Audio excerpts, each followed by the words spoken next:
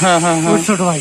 ও ওই যে গাড়ি চলে হয়তো ওর যে মারা গেছে তার বয়সটা কিরকম হবে? ওই তো মনে হয় 45-50। 45-50। আর যে গাড়ি চালাচ্ছিল ওই বাচ্চা হুন্ডালা আমি দেখিনি। হুন্ডালার বয়স কত?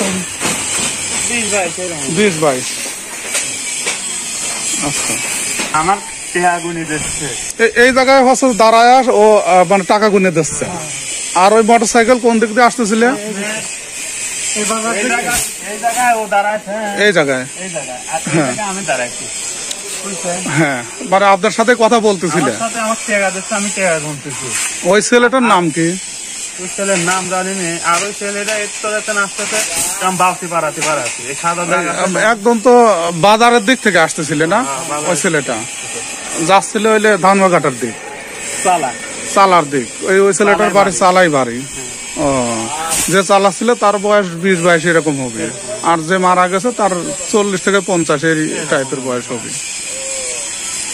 আচ্ছা,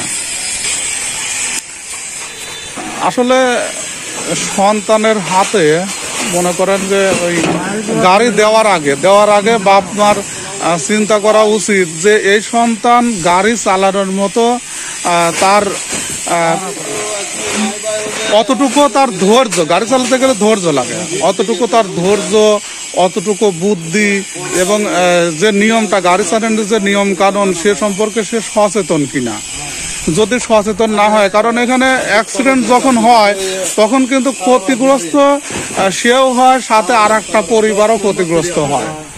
আর যে গাড়ি চালাচ্ছে সে তো চালাচ্ছে, কিন্তু যে রাস্তার পাশে দাঁড়ায় রয়েছে সে তো আর অত সতর্ক থাকে না যে এই জায়গায় এসে অন্য দিক থেকে আর একটা গাড়ি এসে তার উপরে এসে পড়বে।